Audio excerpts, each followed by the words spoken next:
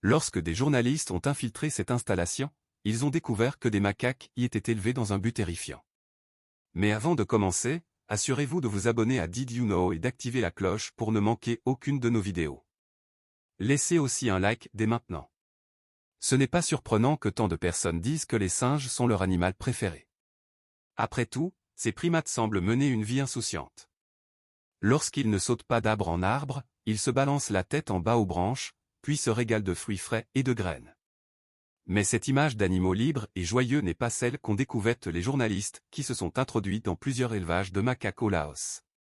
Les primates qu'ils ont vus n'avaient rien de ces qualités habituelles, car ils étaient élevés pour une raison terrible. C'était en 2011 lorsque la photojournaliste Joan N.C. Arthur s'est rendue en Asie du Sud-Est avec le réalisateur Karol Orzukowski. Mais il ne voyageait pas pour le plaisir. Il menait une enquête sur l'élevage et l'exploitation des animaux terrestres. Les enquêteurs et moi sommes partis avec très peu d'informations mais beaucoup de détermination pour découvrir comment et où les animaux de laboratoire, en particulier les primates, étaient détenus avant d'être envoyés dans des laboratoires du monde entier, a écrit plus tard N.C. Arthur sur le site WeAnimal. Bien sûr, il n'était pas possible pour N.C. Arthur et Orzukowski d'entrer simplement dans ces installations. Ils ont donc inventé une couverture. Nous avons dit que Karol les achetait pour des laboratoires et aussi pour des personnes souhaitant les utiliser à des fins de divertissement, a expliqué N.C. Arthur lors d'une interview avec The Dodo. Nous avons aussi affirmé que nous voulions filmer sur place pour vérifier s'ils étaient hébergés dans de bonnes conditions et transmettre ces informations à nos clients aux États-Unis, a-t-elle ajouté. Ils ont ainsi réussi à entrer dans 3 élevages distincts au Laos. À l'intérieur, ils ont découvert des macaques, des primates à longue queue que l'on trouve principalement en Asie, élevés pour des tests scientifiques. Ces animaux sont les singes les plus commercialisés au monde pour la recherche. Les installations étaient déchirantes à voir. Ces animaux sont simplement maintenus en vie, a déclaré N.C. Arthur.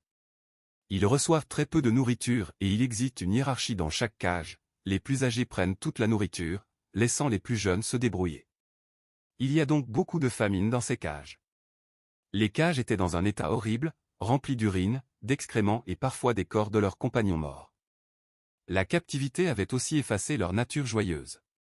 Ils montrent les dents, a ajouté N.C. Arthur. Ils peuvent charger, puis retourner dans leur cage. Ces observations ne représentaient qu'un aperçu d'un problème bien plus vaste au Laos et ailleurs. L'Indonésie, le Cambodge, le Vietnam, l'île Maurice et la Chine possèdent également des élevages de macaques. Dans certains cas, des primates sauvages étaient capturés pour le même objectif. Qu'ils soient élevés en captivité ou capturés à l'état sauvage, les macaques étaient ensuite envoyés en Chine, où ils auraient reçu de faux documents permettant leur exportation vers des laboratoires du monde entier. Rien qu'en 2015, plus de 11 000 macaques ont été envoyés aux États-Unis pour la recherche. La vie en tant que sujet d'expérimentation entraînait souffrance et mort quasi certaine. Dans de nombreux laboratoires, les primates subissaient des transplantations, des infections par des maladies mortelles ou une exposition à des substances toxiques, le tout au nom de la science. Les primates étaient utilisés pour des tests de toxicité, recevant de fortes doses de nouveaux produits chimiques jusqu'à ce que 50% d'entre eux meurent, selon la Dr Teresa Caputo, directrice exécutive de la New England Anti-Vivisection Society. On leur fixait parfois un masque pour les forcer à inhaler des substances toxiques avant de les euthanasier pour examiner leurs poumons. Les scientifiques défendent souvent l'utilisation des primates, affirmant qu'ils sont très proches des humains. Mais Caputo estime que cette logique est flawed.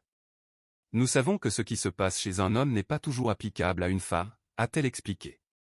Alors si un homme et une femme ne peuvent pas toujours se prédire mutuellement, comment pouvons-nous considérer qu'une autre espèce puisse prédire ce qui se passera chez l'humain?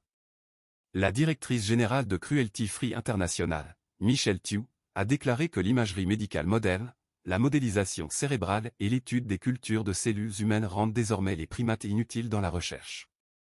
On peut effectuer beaucoup de ces recherches directement sur des humains atteints de ces maladies, a-t-elle déclaré à la BBC. Si vous voulez étudier une condition qui touche les humains, utilisez des méthodes pertinentes pour l'humain. Malgré tout, des évolutions positives ont eu lieu. En 2016, la Convention sur le commerce international des espèces menacées d'extinction, CITE, a retiré au Laos le droit d'exporter des macaques à des fins de recherche. Le travail d'infiltration de N.C. Arthur et Orzukowski a également conduit à la fermeture de 2 des élevages visités.